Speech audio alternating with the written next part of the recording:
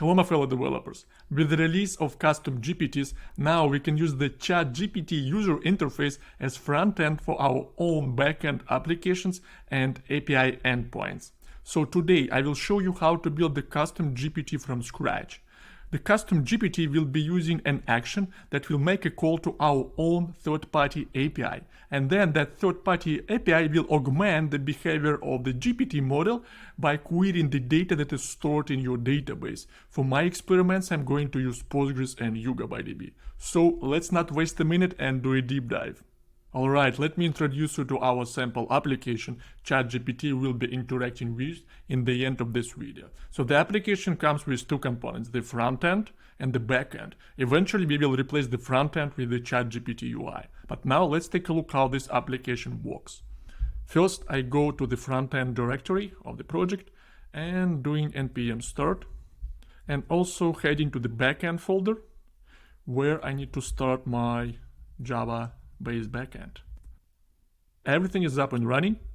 Let's open this link. And here is the UI. Welcome to Yuga Plus. What's that? That's a movie recommendation service. It stores a database with various movies in Postgres right now, and you can do this search. For instance, I want to watch a movie about a space adventure. You make the search and you're getting a list of different recommendations. Also, you can clarify. You can say that I want movies with the rank above 7, and that's what's suggested by the application. If we take a look at the application logic, the search API endpoint that the front end calls to, it needs to pass the prompt, the user prompt that we have just typed in that form. And then it can also pass optional parameters such as the rank and the category. And then this backend creates this select statement. The user prompt that is passed here is gonna be transformed into an embedding. We are using OpenAI embedding model here to transform this prompt into this vector of floating point numbers. Then what we are doing, we are searching for the most relevant movies stored in our database. And how do we do this? We need to do this vector similarity search. I'm calculating the cosine distance between the movie overview vector that is already in my database and between the vector of my user prompt. Let's quickly look at the database so that you have a feeling of how the data looks like. I'll be using DataGrip, and right now my local instance of the application uses Postgres. Let me go here, my movie table. Let's run a simple request such as select title, overview, and overview vector from movie, and I want to get 3. And here is the result. You can see that the titles, movies, and for every overview we have this overview vector. That's a multi-dimensional array that was pre-generated using an OpenAI embedding model. And if you want to use Postgres as a vector database, you need to use the pgvector extension. It's obvious that I'm using this extension. Let me query the extensions. And here is you can find the pgvector, one of the latest versions. All right, good. What I want to do next is to replace this home-built user interface with the ChatGPT UI. I want ChatGPT to interact with my own movie recommendation service and provide you with the most relevant suggestions. How do we do this with ChatGPT? Easy, just go to the GPTs marketplace and then start creating your own custom GPT. Before we dive into the configuration details, there is one essential step. You need to make sure that your custom API endpoint is available on the internet. You need to deploy it somewhere. And I deployed the movies recommendation backend on Heroku. Let's take a look. It's called Yuga Plus backend. Going to the settings and scrolling down to the most interesting section. Here is you can find this domain address ai@dmagda.com. The application backend will be accessible on this address, and that's the very first requirement for your custom GPTs. You need to use a registered and valid domain. My domain is registered with GoDaddy, that's the top level domain, dmagda.com. I created this subdomain called AI, and this subdomain references the Heroku application deployment. Going back to Heroku, the second requirement, in addition to the registered domain, all the connections must be secured. ChatGPT will be accessing only those APIs that are running on the HTTPS. You have to have some valid SSL certificate. Final requirement is that in your ChatGPT settings, your account and your domain must be verified. Go to your settings, go to the build the profile. Both my profile and my website are certified. After you do this, you are good to go. A quick note about a database deployment that is used by my application on Heroku. You remember that my local instance used Postgres with pgvector. However, for the production grade deployment, I went forward with YugabyteDB. YugabyteDB is distributed Postgres. It's distributed SQL database that is built on Postgres. And that would allow my backend to scale horizontally and to withstand various outages. As a Postgres compatible database, it also supports pgvector, and it means that I don't need to introduce any code level changes to my application. Let's jump to data grip. I can open connection with YugabyteDB. If I go to the schema, I will find the same movie table, and let me run the same requests. I will copy this request that we executed against Postgres. And now let me query the same 3 movies with recommendations. You can see some movies, overviews, and also, same as in Postgres, we used OpenAI GPT to generate overview vector using one of the embedding models. Again, and if you take a look at the extensions list supported by YugabyteDB, you'll find the pgvector there as well. So the database is ready, and now my application and custom GPT will be able to handle production level workload. And finally, before we start configuring our custom GPT, let's make sure that our Heroku endpoint responds to the HTTP requests. To do that, jumping back to Visual Studio, let's open terminal, and here is I can use HTTP PI tool to send GET requests to my secured endpoint that is at ai@dmagda.com, and the path is API movie search. Then you need to provide the prompt. The user prompt is the required parameter. Let's say we want a movie about a space adventure. And the API responded, we are not authenticated, and this is what the error message says. How can we authenticate? I created this application, and I know that you can authenticate by providing the following API key in the header of your request. Let's copy it and run this request one more time. If you want to pass the header, you do this, and the value for the header that is configured on the Heroku backend is GPT store key. We've got a few recommendations for the prompt. Everything is ready to get our custom GPT up and running. For the custom GPT, you need to create a configuration for your action.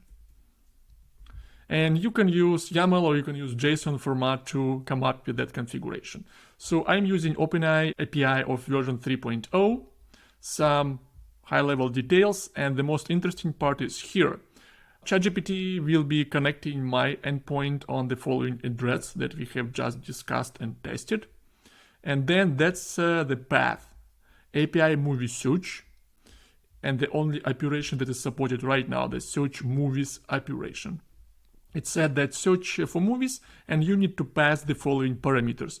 The prompt parameter is required, and just a hint to GPT is that the search prompt to query your movies. And then you can also pass 2 additional optional parameters. The first one is rank, and the rank needs to be between 1 and 10, or you can pass the movie category. Here is the list of supported and known genres. What I want to do next, I will just copy this configuration, and I'm returning to my ChatGPT. Here is creating my GPT. Under the configuration tab, scroll down to the actions. I want to create a new action. Paste the configuration. You can see that ChatGPT immediately detected their API endpoint. Also remember that our API requires you to authenticate. You need to use an API key authentication method, and you need to pass a custom key in the header. It's X API key, and the value is, if you remember, GPT store key. Excellent, the API is ready, which means that we are ready to finish the creation of our custom GPT. How about our GPT is going to be movie familiar? Why not? And then you need to provide extra details such as the description and instructions for the LLM, because without those instructions, the custom GPT will not figure out what to do and how to behave. And this looks like a lot. Instead of providing all those details, I want to take advantage of the GPT Builder. And here is what I'm gonna do is, I'm telling you are a world-class, famous movie sommelier. People are looking up to you for new movies recommendations. Use the search movies action to search the recommendations for their users. All right, not the most straightforward explanation, but this is what the GPT Builder is for. It will read it and it will update your GPT, providing it with more accurate instructions and context. Let's take a look what we'll have next. I like the name, but pick a profile picture. You need to be on it holding a glass of wine. The picture is being generated, but you can already see that the movie sommelier has a few conversation starters. Wonderful. Okay, I like the picture. I like it. Save the GPT. Okay, and we are good to go. How about we start using our movie recommendation service? Now, if you jump back to this configuration, you'll find the description, and here is you will find this explanation. It will use its extensive knowledge about movies and the search movies action that will be using our backend. Now, next step is you need to save it, and you can make it available only to yourself, which is good in the beginning, or you can share it with everyone else. I'm confirming my GPT. Okay, and before we start, I want to be 100% sure that this GPT connects to my backend that is running on Heroku.